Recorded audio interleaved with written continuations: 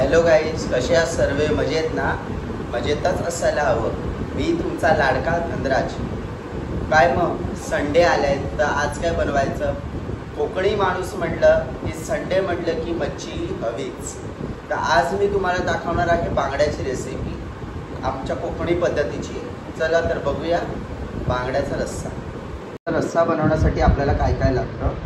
हळद, मीठ, लाल तिखट, मालवणी मसाला, त्रिफळा, सोलं म्हणजेच कोकम, ओलं खोबरं, इकडे मी काश्मीरी मिरची आणि शंकेश्वरी मिरची मिक्स घेतली आहे, तांदूळ, आलं लसूण पेस्ट आणि लसूण आणि बांगडी।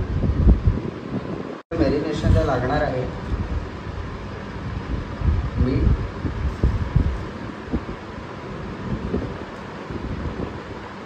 आलं लसूण पेस्ट,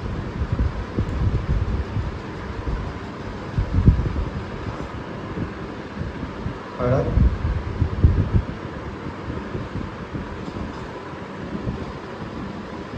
लाल तिखट आणि काश्मीरी मिरची आपण मिक्स करून घेऊया।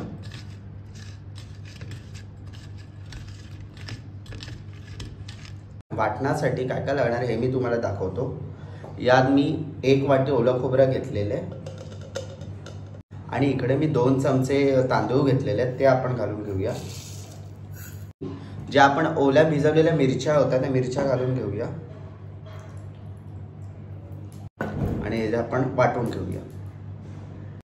आता हे जे आपण वाटण केले ते आपण मिक्सरला लावून घेऊया।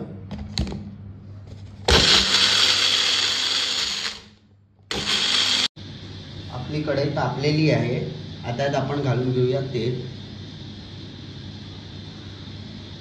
आता आपण घालून घेऊया कांदा आणि मिरची,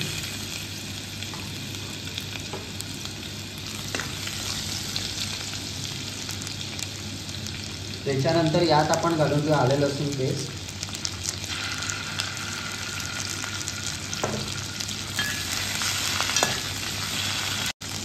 आपला कांदा लाल झालेला आहे, तर आपण जे वाटण केलं होतं ते आपण घालून घेऊया।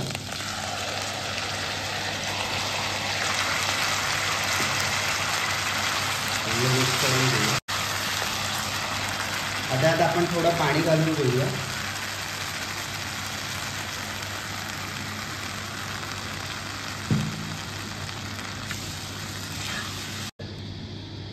आणि ह्याला एक उकळ काढून आपण घेऊया।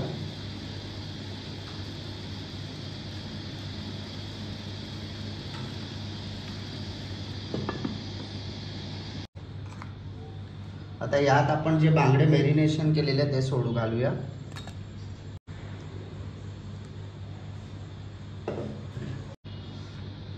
आता यात आपण सोलं घालूया।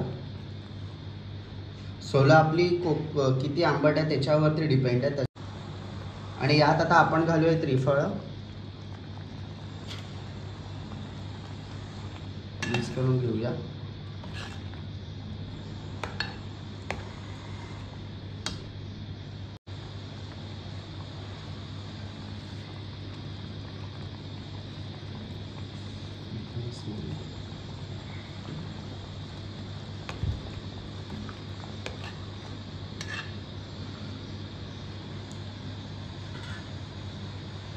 आता परत आपण आता हे आपण बांगडे शिजायला ठेवूया।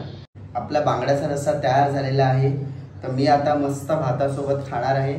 तर तुम्ही हा बांगड्याचा रस्सा करून बघा आणि कसा वाटला हा नक्की माझ्या कमेंट बॉक्समध्ये कमेंट करा। जर ब्लॉग आवडला असेल तर तुम्ही लाईक करा, सबस्क्राईब करा आणि फॉलो करा।